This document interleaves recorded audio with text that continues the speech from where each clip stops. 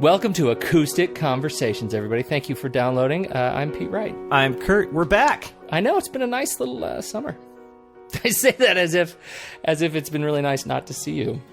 Well, you know, let's not minimize that. No, we need to really make it as important as it needs to be. How have you been? How's your couch been? It's still the same. It's been waiting for you. I mean, the indentations have almost healed. It's been a couple of months. We took the summer off, and we have no good reason. Oh, we have a great reason. Well, let me say this again. It wasn't planned. Lisa Forkish deserved it. She got a month of play, didn't Yes, she? she More really than did. a month of play out of her hour. She was on a while.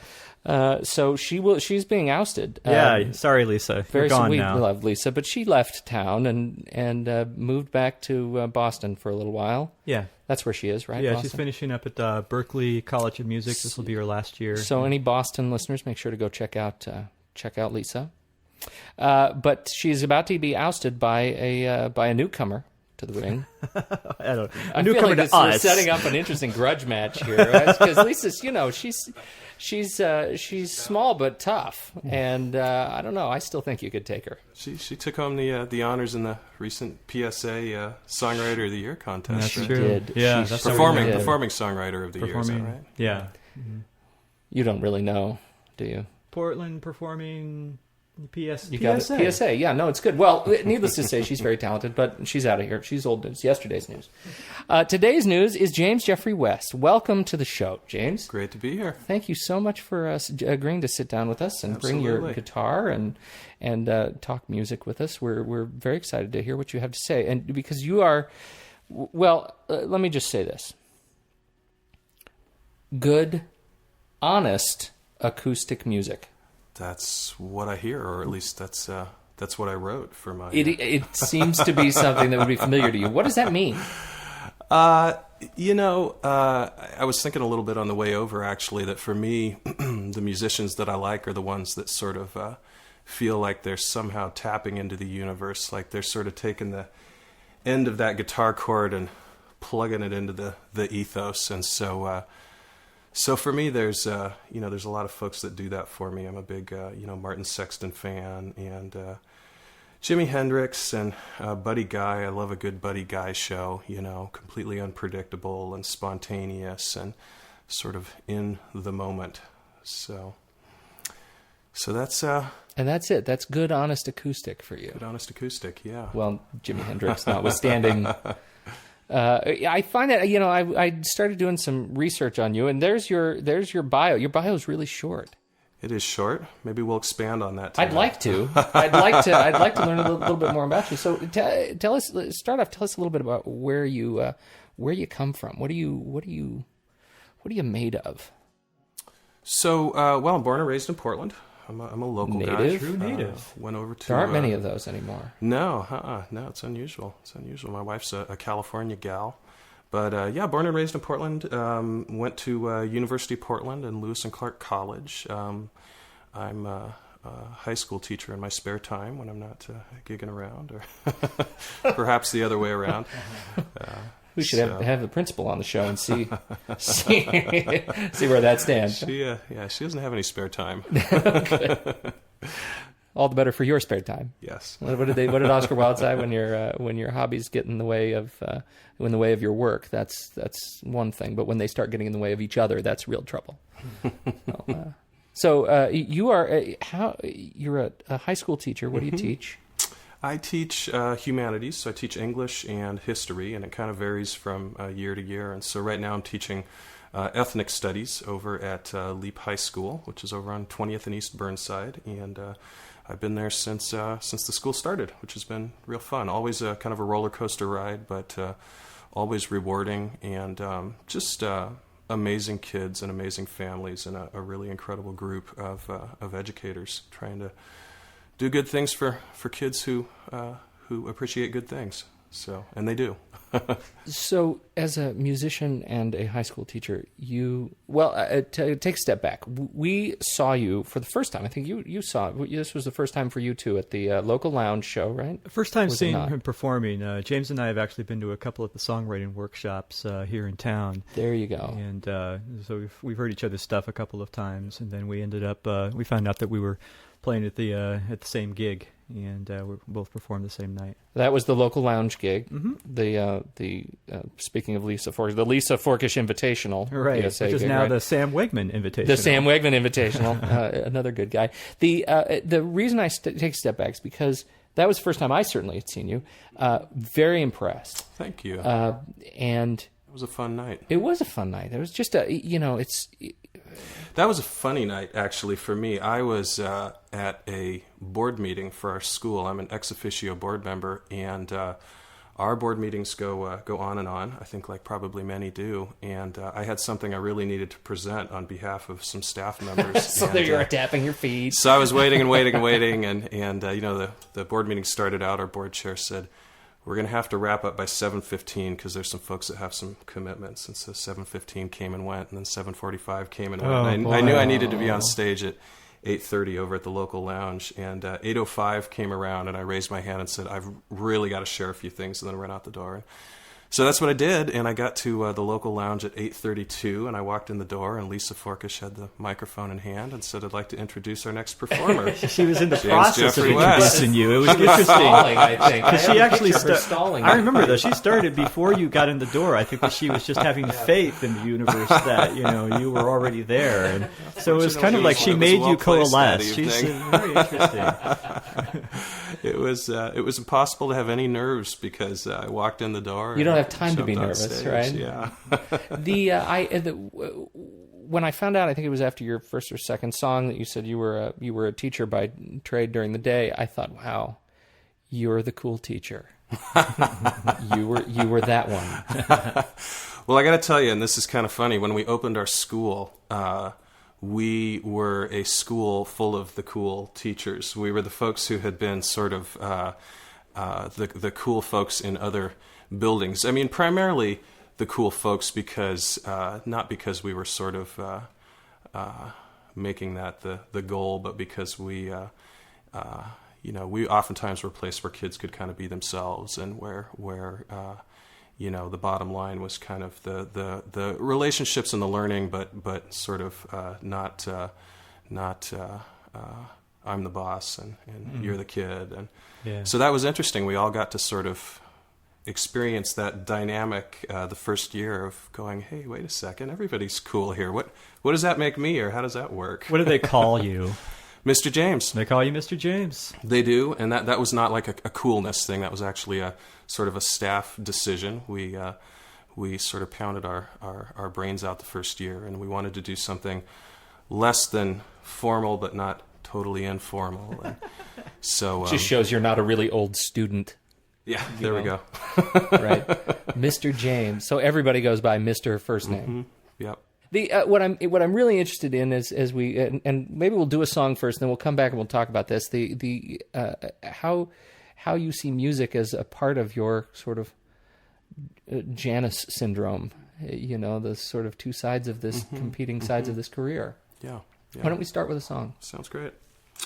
So I'll play a song that's I think of it as just sort of a little ditty. It's just sort of my I've got my guitar in my hand, and I'm really happy, and the universe has kind of blessed me. So that's where this one came from.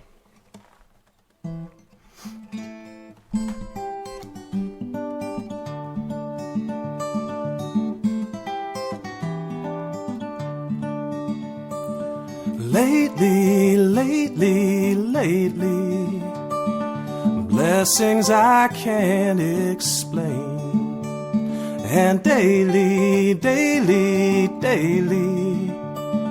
more than I'd ever hoped to gain.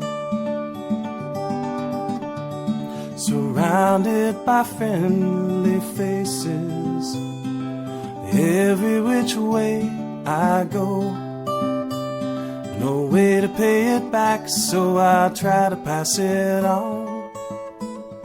Sitting here and singing you this song.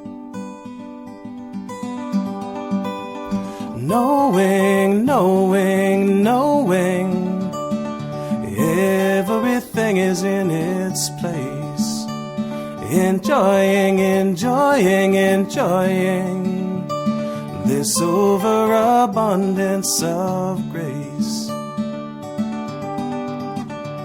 Surrounded by friendly faces, every which way I go. No way to pay it back, so I'll try to pass it on. Sitting here and singing you this song.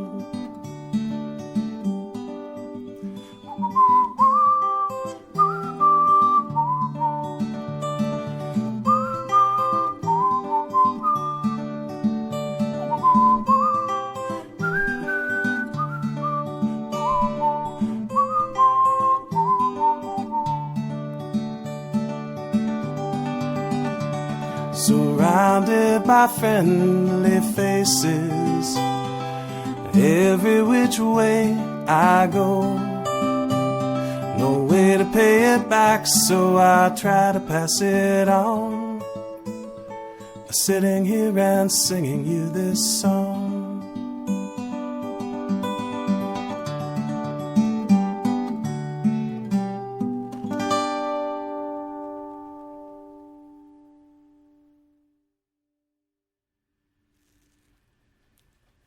That is a great song. Yeah, very happy, optimistic, simple song. I had something really pithy to say about it. It was gonna be something far deeper than what I'm about to say, which is, man, you got a mean whistle. Thank you. I don't get to break it out very often. I mean, you kind of have to write your own stuff if you want to whistle. There aren't a lot of, you got Sitting on the Dock of the Bay and Sitting on the Dock of the Bay. That's an excellent point. I'd never really done the audit. Where did that song come from? Actually, kind of an interesting story. There's a group, and I can never remember what the name is, but there's a book that I picked up at Powell's called The Frustrated Songwriter's Source Book or Tool Book or something or other. And the theory behind the book is that there's this group of guys in L.A. that started getting together, I think 2 of them to start with, and they would challenge each other to try to write 20 songs in 24 hours. And so you sort of set the clock. And you could stay up as late as you wanted, or you could really crank for 16 hours or whatever you wanted to do. But then you had to show up the next day with as close to 20 songs as you could get, or potentially 20 songs. And they could be anything, and it was sort of 90% quantity and 10% quality. But the idea was to sort of break out of that part of the brain that says, well, that was a good line, but not a great line, or and to try to kind of tap into that place where you're just writing. And so actually Portland's got a group, and it was funny when I showed up because I'd sort of followed all the rules, even though there really aren't any, but I'd followed all the rules in the book, and I showed up, and they kind of had their own culture around stuff, and so they said, oh wow, you wrote, I think I wrote that day. I got up early in the morning and I wrote all day and then burned it all to CD and ran off to share it with these folks. And they had sort of written in weeks past and recorded, and there were even people who, were moms or dads who sort of recorded for 8 hours one day and another 8 hours another day, and but I sort of I did this extended chunk of time of writing, and that one came out of it, and there was a part of me that said, okay, now I'm going to go back and really sort of revise that one and polish it, and every time I went to do that, I'd sort of play it first, and I'd go, something just feels really good about this, and I think it just maybe it just is. Well, it is. I mean, it's sort of it seems to me to when I listen to it, it seems to reflect as as briefly as we've known each other. It sort of reflects my first impression of you. That somehow you're a guy who walks around with an understanding that goodwill just sort of makes good things happen. Would that be accurate? Yeah, I think that's true. I actually, you make me think about, I have a coworker who, she's got just the voice of an angel. She's got pipes. I mean, she can really sing, and she's been doing vocal lessons, and she's just starting to perform for the first time, and she knows that I'm really kind of positive and pretty upbeat, you know, and so we got together and did a rehearsal so that she could come out and perform with me at a show, and we got done, and I said, that was just phenomenal, that was so good, you know. She said, I don't know what to take from that. I don't know what that means from you, you know? She said, you're such a positive guy. I mean, you're excited about everybody, you know? And I said, no, really, really. It's sort of a curse. So and poor Farrah, I sent out, I'm gigging tomorrow night over at Costello's, and I sent out a mailer to you know, an emailer to all of my folks on my mailing list, and then I also sent one to people at work, you know. And it says, which is true, it says, you know, if you didn't catch Farrah last time, she really kind of brought the house down. And it was, in fact, I had to follow her, and she was a hard act because, I mean, she came up, did a couple of songs with me, and then left the stage, and I thought, oh God, what am I going to do now? You know, to be alone. She'd been really good, you know, and so, but anyway, talk about putting the pressure on, you know, because she's reading the email and she's going, James, just let me come out and perform. You don't need to, you know, you don't need to pump it all up and raise the expectations so high. Right. So, well, let's take a step back. I'm really curious about what you got out of this songwriting, you know, mission. What did you learn out of that? I mean, do you find that that songwriting comes easier as a result? Yeah, I think it was great. And, you know, I met with Craig Carruthers not too long ago, probably. Well, I guess it's probably been a year now. No, that's the guy that I had a session with about a year ago. Oh, sure. Okay. Yeah. So it was over in that apartment kind of overlooking that's the one. the city. Yeah, right, yeah. So I met with Craig, and of course he's a brilliant songwriter, and he did that, you know, the Little Hercules song that's it's just beautiful, you know, so well crafted. And I said, you know, I love songwriting, and I've written some things that I really like, and I write songs, but I said, I wish I was more prolific, you know, and you know, and he said, well, write more, you know, which was great advice. When I do this, you know, yeah. I think, you know, I think that's the thing. You know, I heard somebody say about meditation one time, you know, that you can meditate all your life, you know, sort of hoping to be enlightened, and that may or may not happen. And he said, but the more you meditate, the more likely you are to get lucky, you know. And so, yeah, I think the same thing's true of songwriting. You know, it's you know, you sort of throw your line in the water, and you keep kind of casting, and out of that, you know, you get the ones that really stick. So let me zoom out even a little further. Like kind of how did you get started with the songwriting? When did you start considering yourself a songwriter? What made that happen? Yeah, I love that question because it is a funny thing. You know, for a long time, you're kind of this guy that plays guitar, this guy that sings, or, you know, for a lot of years. And I actually, this is still true. I'm sort of the guy that at the potluck pulls into a corner with his guitar, and if the stereo's going, I'm kind of listening and playing lead guitar along with it, you know, kind of accompanying, sure, you know, Ben Harper, whoever's coming through the stereo, or doing my own stuff. But yeah, at some point, I started to refer to myself as a songwriter. At some point, I started to refer to myself as a musician.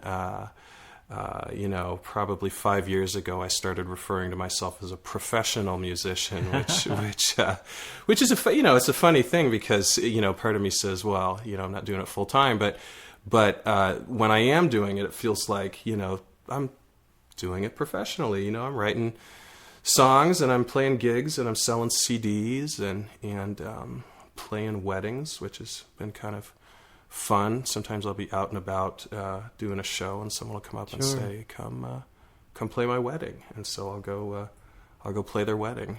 That's nice. That's fantastic. It's quite a gift. My great wedding story is actually I played a wedding out at a McMenamins, and it's maybe not a great story, but it's a good story, or a fun story anyway. And you know, I don't have a problem with being sort of ambiance when that's the intention, you know, sort of whether I'm being paid or not. You know, I mean, there are times where your job is to be ambiance, and for me there's something really fun in that too, because there's no pressure, and I get to play all kinds of things I wouldn't normally play. I just kind of go to town and play all kinds of instrumentals that I've written that wouldn't necessarily fit in a kind of a regular gig, anyway, I played for about a half an hour and pretty much all original material. And then I sort of got the cue that it's going to be about 5 minutes and to sort of slow down and stop the music. And I stopped playing, and suddenly everybody applauded, which seemed really odd at a wedding, but I was really appreciative. That's nice. I thought, wow, thanks, guys. So what about like just kind of your, I don't know, like if you kind of drew a thumbnail, what would you say were sort of your steps of professional development, over the years since getting started? Yeah.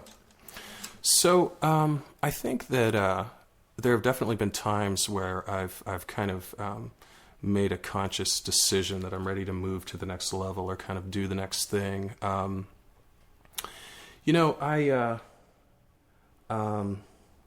don't know. The first gig I ever played was at a nursing home. It was my aunt's nursing home, where she was an activities director, and I played through a tiny little amp that had no reverb or anything on it, and I got about halfway through the first song, and somebody walked up and fell on my guitar, and I couldn't figure out what to do, so I kept playing, and it turns out that was the right thing to do, and that's sort of what I've done since then. I just keep playing whatever happens. So I don't know. I figured out pretty quickly after getting out and doing some gigging that I really enjoy it. I think it was a long time before I could sort of enjoy it without also feeling, kind of the anxiety that we all get being out and about performing. I mean, it was kind of fun to do enough gigs to kind of move beyond that into a place where I could kind of lose myself in the music. So, probably 10 years ago, I was gigging around town a lot with a flute player and with other folks. Josh Butler, who I haven't bumped into him for a while. I'm curious what he's up to.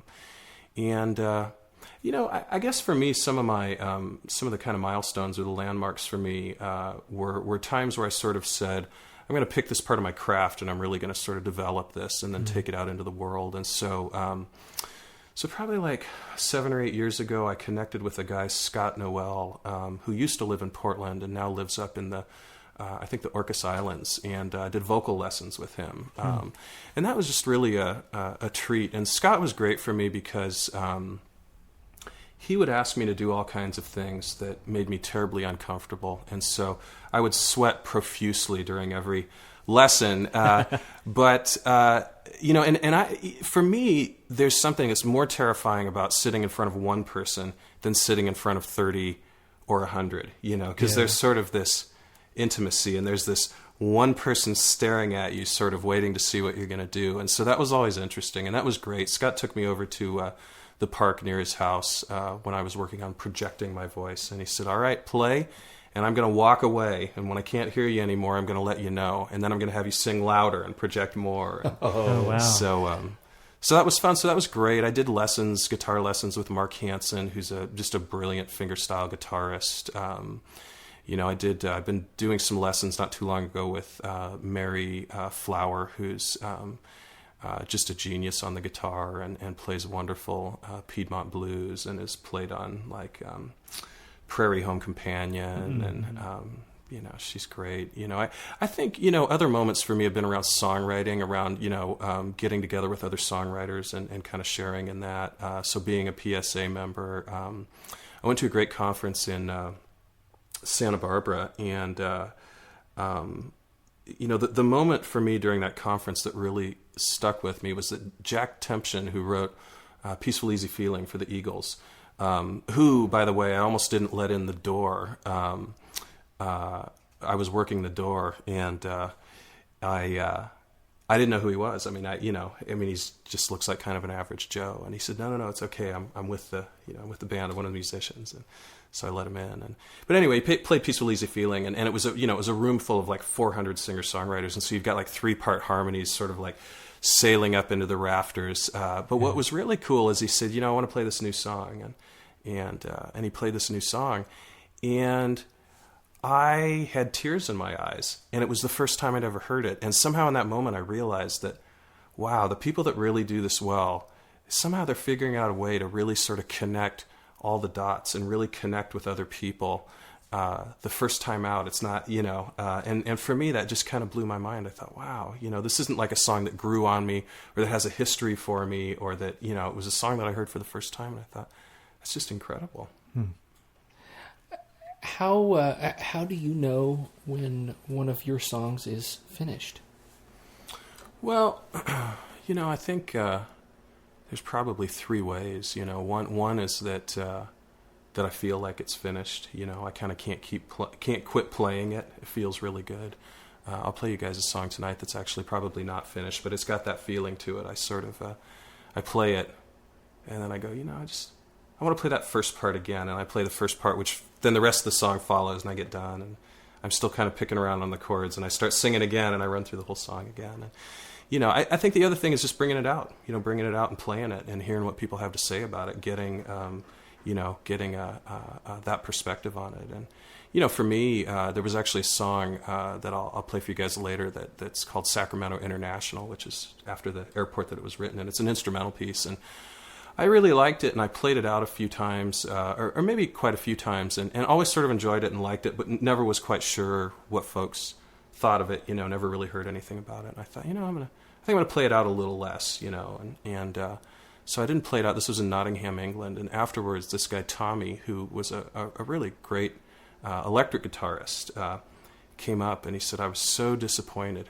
that you didn't play that instrumental song, and so I played it in every gig that I played the rest of the time I lived in Nottingham, and so that was a great moment. And then, I think the other way is I take it over to the Portland Songwriters Association folks. We get together once a week on a Saturday, on the third Saturday over at the Buffalo Gap, and we sit in a circle and we play our stuff. And it's the thing that I tell my students, that the difference between a good story or a good poem or a good song and a great one is oftentimes getting that feedback, and the difference between a great one and an excellent one or a memorable one is the same thing. It's bouncing it off of other folks and getting that feedback and making those tiny little changes. So I was living in Nottingham, England, and I couldn't find work. I couldn't find teacher work. I mean, it's hard when you're going there for 9 months, and I'm a history teacher, and I don't know squat about English history because I'm an American, and by and large, we don't know squat about anybody else except for,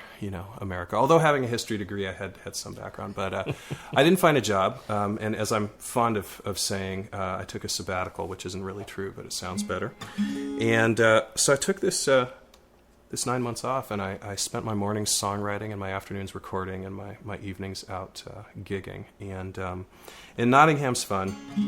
Nottingham's got this great Old Market Square, which is kind of in the middle of everything. And so that's the title of this song, The Old Market Square. And these are kind of my observations from a night on the town.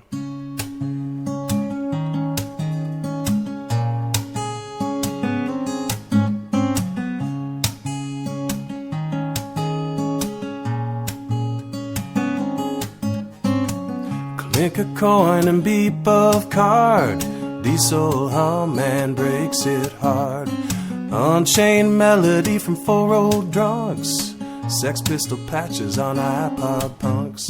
This overworked driver's gonna give us a scare. It's the last bus from the old market square.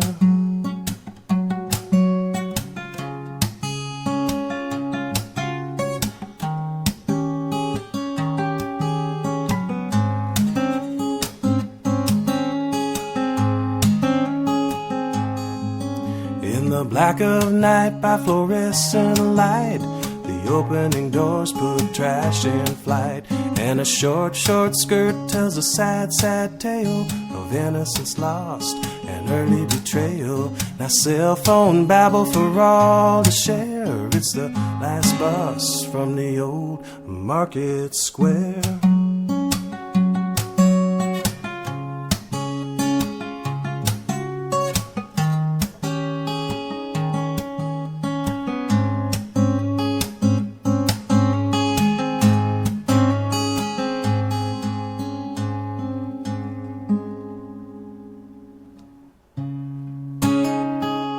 My guitar bobbing between my feet,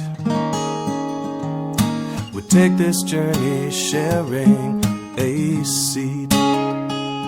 I am lost in thoughts of this past night, dreaming of the future with fingers crossed tight. And now a drunk uni student has found he's a man, 'cause he can pickle mind and body and still stand in this strange sterile light where we're all on display, a traveling circus at the end of the day. United we ride to part when we're there, we're the last bus from the old market square.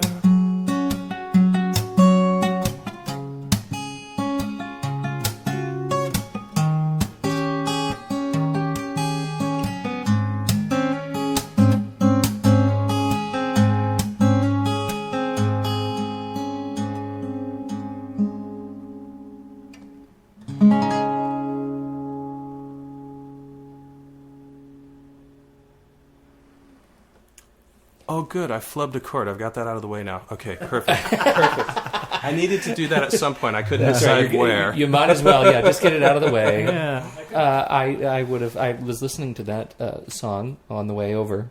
Nice. This evening. Yeah. And I thought that you were talking about Portland. For some reason, it would totally work. It would work. Yeah. Isn't that fascinating? Except we don't call it uni here. We call it going to the university. Yeah. But, that's a funny song because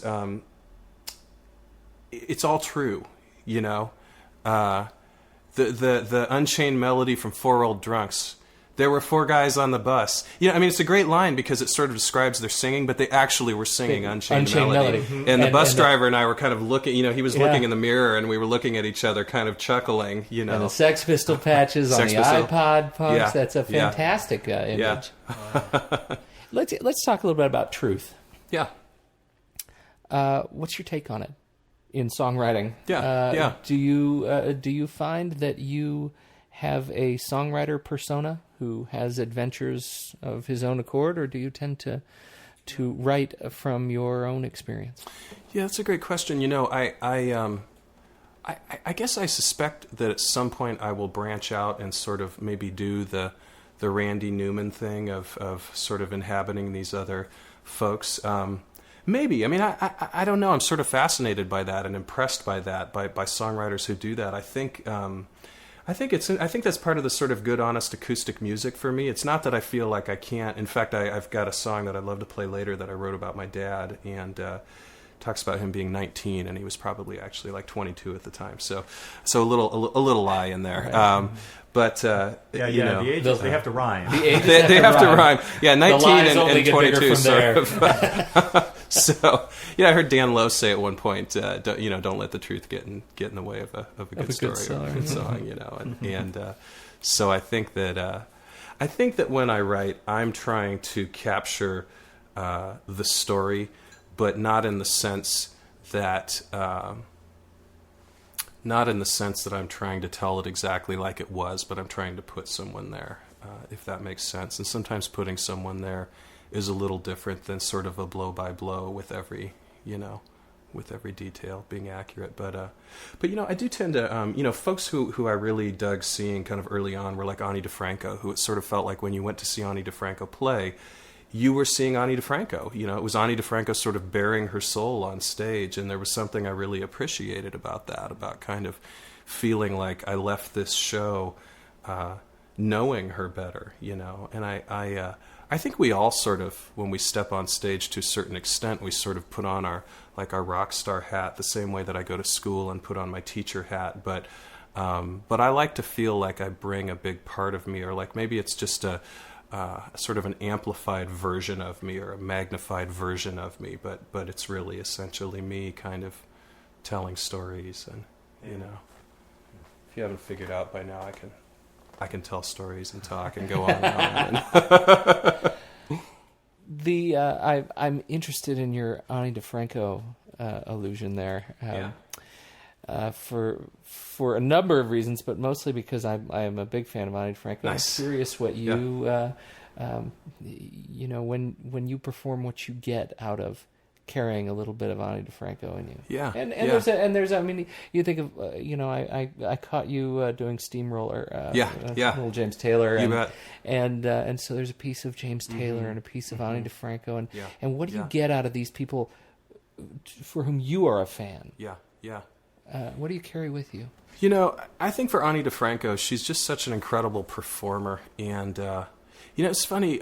A couple of the things I really appreciated about Ani DeFranco that I think I've sort of brought into my my live work. I mean, one is just the storytelling, and I loved it how she'd be kind of playing the chords that were going to be the song, and you knew the song was coming, but she was sort of talking to you about the song or about something else. Oh, it's just mesmerizing. It is. It truly is. It really is. And so I lifted that from her and sort of worked it into my own routine. And I think that for me, there's a continuity that comes from that. There's a kind of it's not sort of stopping and starting. It's that everything is a part of the. I want to say show, but I feel like that almost feels a little artificial, because it feels like when things are really magical, there's just sort of this experience of connecting with people and sort of sharing in this music. And so I always loved that about Ani DeFranco, that it just felt like you were kind of hanging on her every word, whether she was talking about sort of the terrible food at the hotel that morning, or whether she was talking about global politics. The other thing that I always got a kick out of with Ani DeFranco that I kind of miss is that she'd also be telling these great stories while she was retuning her guitar, and of course now she's got a guitar tech who comes scrambling out onto stage and throws it over with her her shoulder. second and third guitar. In all these alternate tunings. And as a guitar player too, it was fun to watch her tune her guitar, because, I used to go and try to get really close. I'd get, sort of front row, or I'd be standing with my hands on the stage. And then I'd be like taking mental notes, like, okay, both hands, that looks like a C, and then an A minor, and then a G, and then I'd run home and sort of go, okay, I know that one was in standard tuning. And, right. and it was before you could find quite as much of that on the internet, where you could just sort of go online and find anything by anybody and Sure. get the tab for it. It seems to me that, when we talk to songwriters who come through this show, there's always a bent one way or the other. They either needed to write music or they needed to play for people. And one feeds the other. Yeah. I'm curious, because of sort of where you are as a professional, now 5 years running, professional musician, and a teacher. What is it that feeds you? Is it the music creation, or do you just need to play? I have never heard anyone describe it that way, and actually, I need to play. It's I'm like, oh, I need to play. Oh, look, thanks, stage. Thanks, Pete, for clarifying that for me. Yeah, so I mean, it's actually the last few years I've realized that I've really pushed myself around the songwriting, because that means I get to get out and play those songs for folks, and for me, that's where the fire comes from around the songwriting, is feeling like I really want to work with this so that it connects, because I want to get out and I want to share it with folks. Where is it that you like to go in town when you have a new song and you want to go debut it for the first time? Right here. This is a good intro. Anyway, This is what we like to see. That's right here. Which I thought was incredibly bold and maybe a little foolhardy, but we'll see how it goes. Okay, that sounds good. I think wherever I'm playing, wherever I'm playing, and so or my wife, is a good place. But I just kind of get them out there. I sneak them in, wherever I'm playing at. But I wouldn't say there's any one place in particular. I'm trying to think if I've written other songs about my father. Probably none that are quite as, at least maybe today, quite as close to my heart. My dad was a conscientious objector to the Vietnam War, and so he wrote the government, and he said, "I want to get CO status," and he actually said, make me a fireman or something like that. And they said, well, we can't make you a fireman. If we did that, everybody would want to be a fireman. That's too easy, Yeah.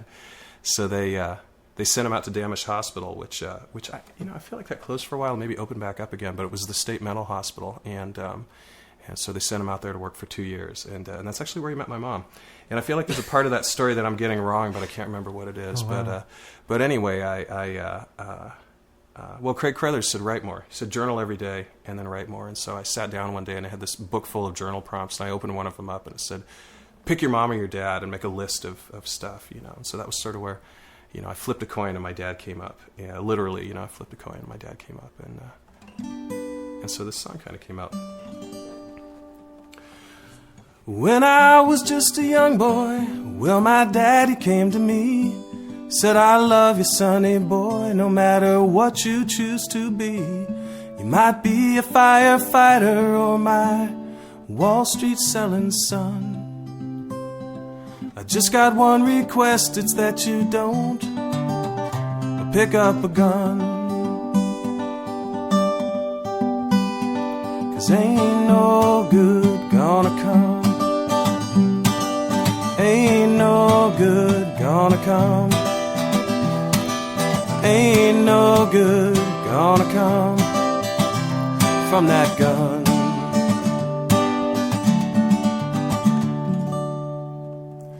He said, I'd like to tell a story from when I was just 19. Well, I sat and wrote a letter, 'cause there weren't no in-between. I told them they could send me to the fields of Vietnam. I'd gladly carry a stretcher, but I won't pick up a gun. 'Cause ain't no good gonna come. Ain't no good gonna come. Ain't no good gonna come from that gun.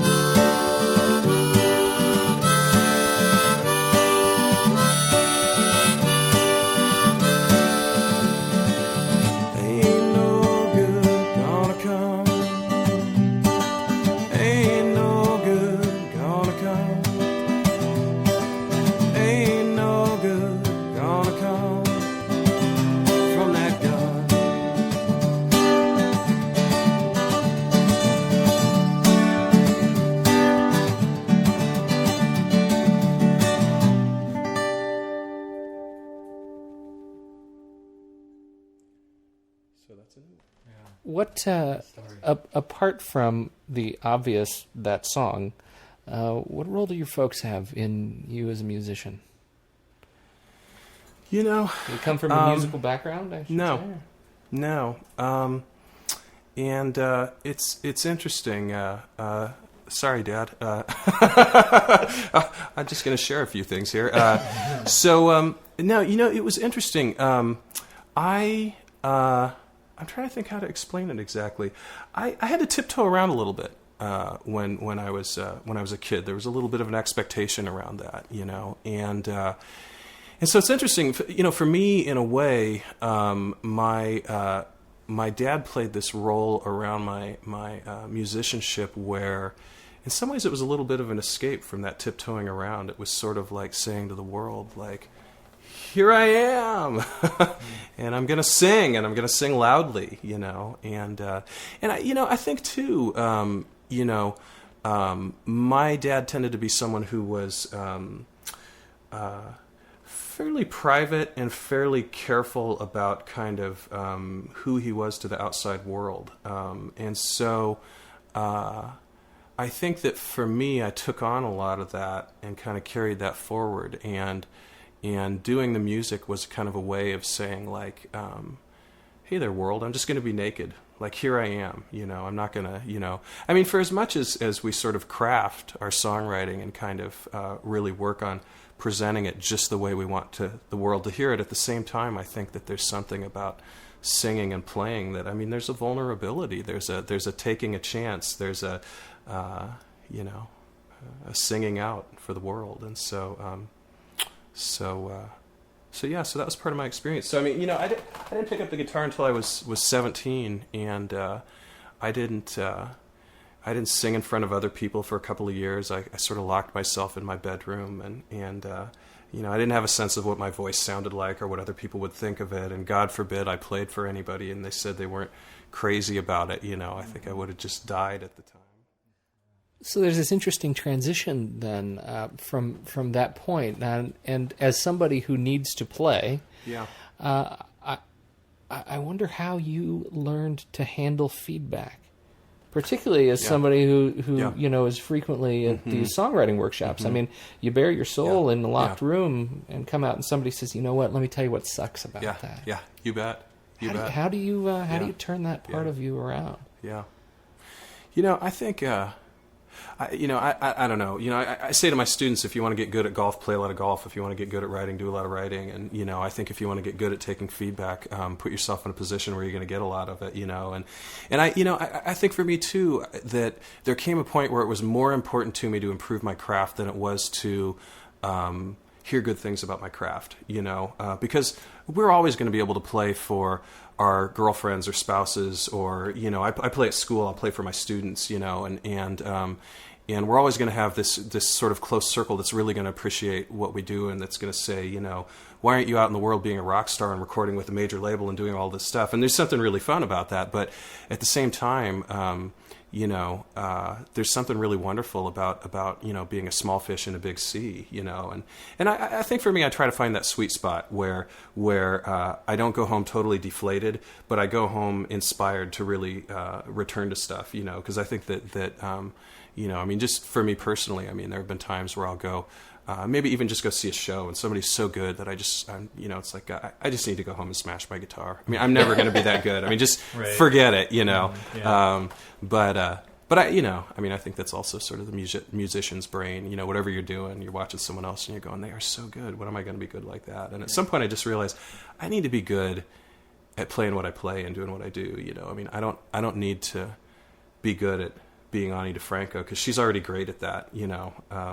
Martin Sexton's already great at being Martin Sexton, but if I can be really good at being James Jeffrey West, then I think I'm probably doing all right. So what about next steps?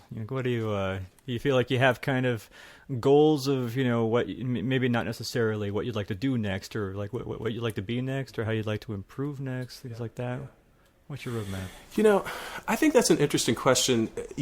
Speaking broadly, and I mean, I can't exactly speak for other musicians, but I think that it's an interesting time to be a musician, because I think that goal setting, it's like the landscape is changing so much so fast that it's almost like, you're trying to set goals with this moving target, because the internet has sort of opened up this whole world of being able to really put yourself out there. Ani DeFranco sort of, I think, paved the way, at least in terms of inspiring a lot of people to kind of the do-it-yourself. You can kind of. I hung out with a guy, James Maddock from the band Wood, and I don't think they're around anymore, but they had opened for Train some, and they were on, I think, Sony. And I caught him one night, and my wife and I ended up hanging out with him a little bit, and he said, you can either write a hit song and get picked up by a label, or you can tour like mad and sort of build a fan base, across the country. And that was sort of his take on it, But I think the touring like mad thing, I mean, that's kind of a new deal, in the last, maybe 10 or 15 or 20 years, So I'm making a short story long, but I think for me, in the midst of all of that sort of changing, there was a time where I really thought, I want to get on a label. I want to get on some small local label that's going to sort of put my stuff out there and appreciate me and give me some new venues and sort of stuff like that. And I've talked with folks about that. I talked with Craig Carruthers some, and I think he's not on a label right now. And he said, it's really pros and cons, and so it was funny. I mean, one of the things that he was impressed with was I handed him my CD, and he said, wow, this is like really good cover art. Like, you really did a nice job of like making this, which I had done myself. And he said, and he actually looked at that specifically, and he said, I don't really think you need a label, Like, you kind of got your own thing here. Just do your thing. Like, keep going, So, I think some of the goals I have and some of the questions I've been asking myself, are kind of like, what are the parts of this that really bring me joy, and what are the parts of it that I want somebody else to do, So, like, one thing is, like, I want disc makers to make all my CDs from now on. I do not want to be using the paper cutter and the CD burner and the, you know, because the CDs look beautiful. I mean, they really come out good, and I love it. And it's 8 pages, and it's glossy photos, and I feel like a rock star. But it takes me forever, you know. And I'm selling them for $10, and like I feel like I put about $20 worth of labor into each one of them, you know.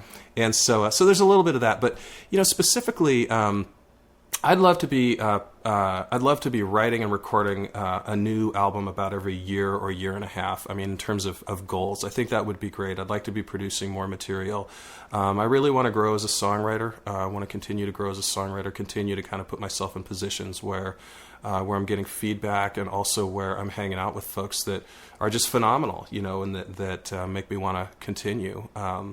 I'm really kind of intrigued by the idea of doing some touring, you know, and I know that folks are kind of. I've had people contact me on MySpace and say, "I want to do a tour and I want to come through Portland. Will you help me find a venue where we can share a gig?" And it's cool. I mean, there's a lot more opportunities like that, and so I think for me, part of what I like about being a musician is that I love playing music, and I love being in front of a room full of people playing music, but I also feel like there's a part of me that just loves being a part of that world, you know.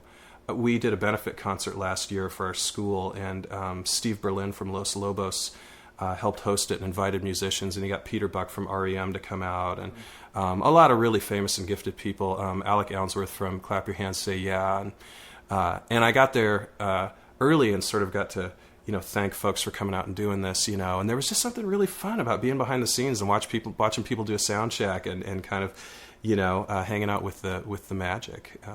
And so, yeah. So let's talk a little bit more practically about what's next for you. Where are you gigging right now? Where can people come find you? So I gig about every 6 weeks at Costello's Travel Cafe, and that's over kind of in the Lloyd Center area. So it's 2222 Northeast Broadway, and you know, I really like that spot. Chris, who owns it, Chris Costello, is just a nice guy, and it's got fun acoustics and a nice vibe and good pizza and all of that stuff.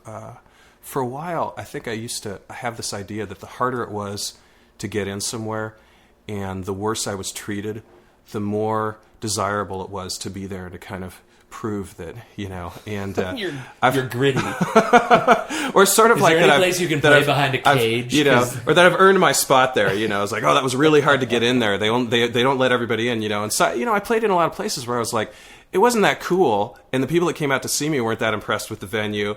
Yeah. But everybody wants to play there, and it's hard to get in there, and somehow that seemed really great, you know. It turns out the owners are just jerks. Yeah, really. Yeah, definitely. And so, you know, I like to play places where people appreciate me, where people are you know, kind and generous, and where I can really appreciate the venue. And so, so lately I've been doing a lot of Costello's. I gig down at Coffee Time down on Northwest 21st sometimes.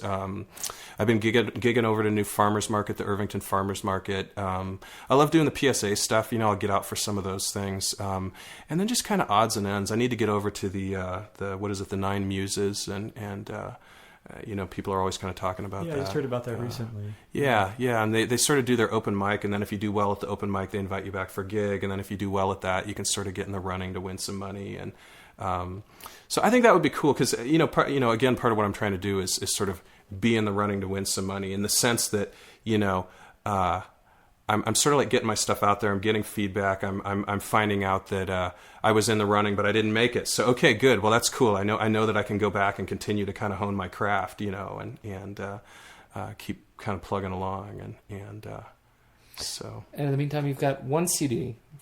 I do. Right? I do. You know, I've recorded other CDs, but this is really sort of the one that I sell, and. I'm going to go ahead and say it right now for the record that 6 months from now I'd like to have another CD. So there we go. It's been recorded. Yeah. It's been put out into the universe. The songs are there. I just need to record them and then kind of work on production. And people can find that. I know I found it on iTunes, which is where I find everything. Yep. But I assume it's CD Baby. It's everywhere CD else. Baby, iTunes. And truly everywhere else. You could possibly be. You know, and for the musicians out there, most of you probably already know this, but you get on CD Baby, and then they do this magnificent job of connecting you without really any work on your part with all of these other places that will sell your music. And so I'm on Rhapsody, and I'm on Bitmonk, and I'm on, I think people can like the do Zune store, ringtones I'm sure. and, MySpace, and I don't think I know the Zoom store, but The Zune store? Zune? Yeah, Microsoft Zune. They also ran iPod. Nice. Oh, see, no. now I'm You've proven your point that like someone. I proved my point that nobody is enjoying my little techno funk layabout talk here. The CD is terrific, and it's just been a joy to listen to over the last couple of weeks as we've been waiting to record here. just out of curiosity, where did you find it? Oh, iTunes. Okay, It's nice. where I live. That's where I start. Nice. And now your website, jamesjeffreywest.com, Mm-hmm. and your last update on the website, I think, was April. That may be the case. So I went looking for your life story in a blog, and I found, hey, it's April. all right. But there is lots of note good to self, information. There is lots of good information about where to find you, and boy, we are certainly just lucky to have you sit down with us. Thank you so much. thank you. It's Kurt told me about the possibility and sent me to the website, and it's really beautiful. Talk about a real celebration of songwriting, and I just was so impressed, and then of course I got a little nervous, Which is good. And then you wow, flubbed that one chord. these guys are so good, and Well, it is. It's really. We're very grateful to have the kind words. Thank you very much, and thanks for joining us. Do we have now? We always mess this part up. We have some updates.